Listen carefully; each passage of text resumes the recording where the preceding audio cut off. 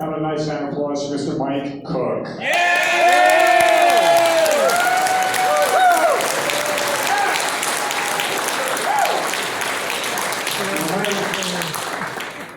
Come from a very interesting background, and you're probably one of the few guys that if you ever need to run down the drag strip, they're few and far between. You're much more at home out there on the wide open spaces of the driveways. Yes.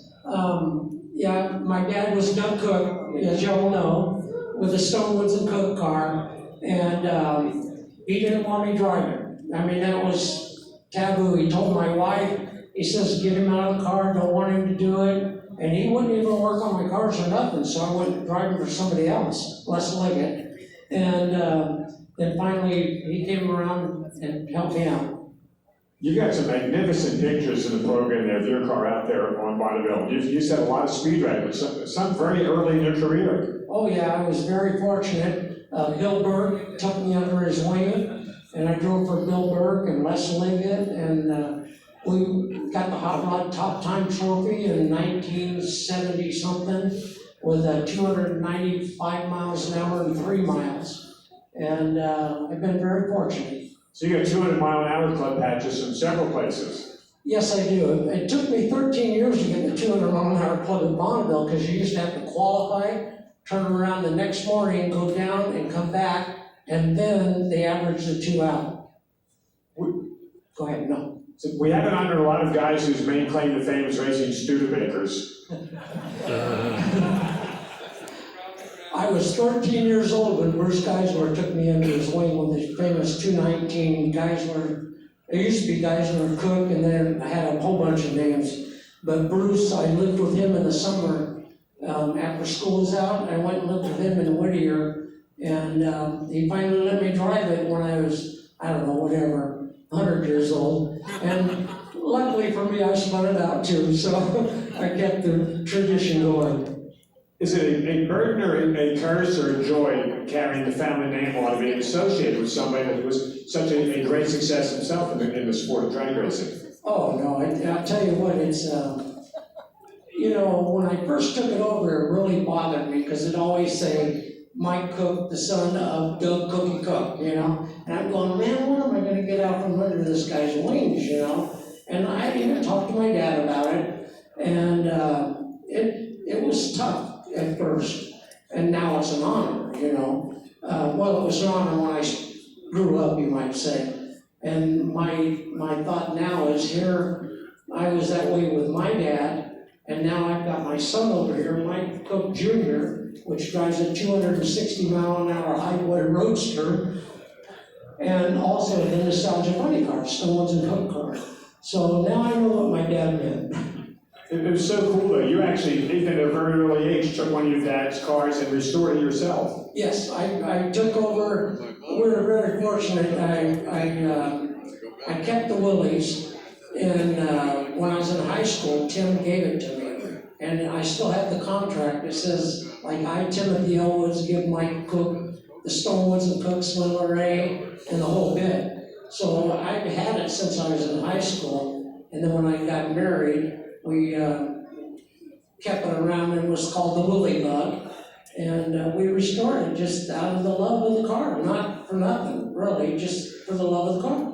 Now, it's interesting, the honorees always feel very special. I had a chance to spend a moment with you and Greg Sharp earlier today when you were telling me what this honor meant to you, and I thought it was very touching. Well, it is. It's very touching because I have my dad's Wally, which, you know, he got in 92 or 3. And I've got that at my house in our trophy room. And so now the kids are all making a joke because we got bookends between this one and that one.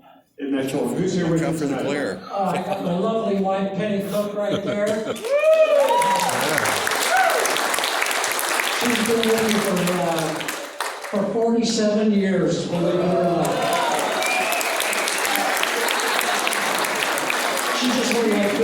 We saw that. And then I've got my son, Mike Cook Jr. My daughter, Stacy Hebert. What? Oh, there she is. And some of my crew, I got Aaron, And then the gentleman right there at the end of the table, Gary Garcia, he's been with me for 40 years. Yeah.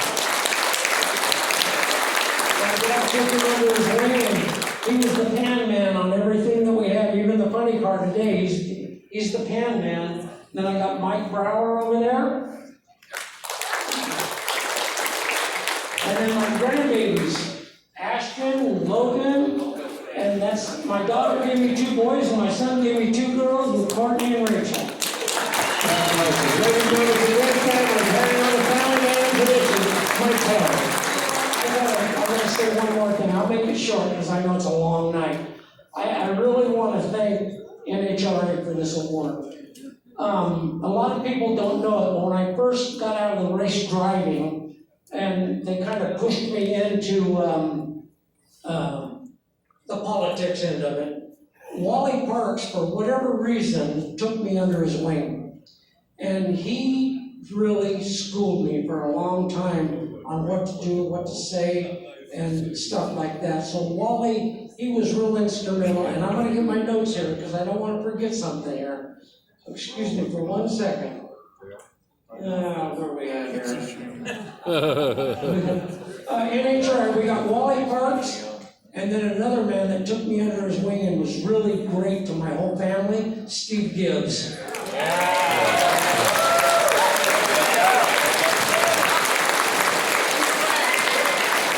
Another guy I got, standing right beside me. He's had my back for 100 years. Greg Sharp. Wayno? Where's Wayno at? Wayno? Oh, I don't know where he's at. Anyways, Wayno's been there for me. I got Bob Fry down right there, so nobody thinks I'm goofing you up here. And Graham Light, thank you again for what you've done. And then there's another person out here in the audience I gotta thank, because he's been so good to my dad.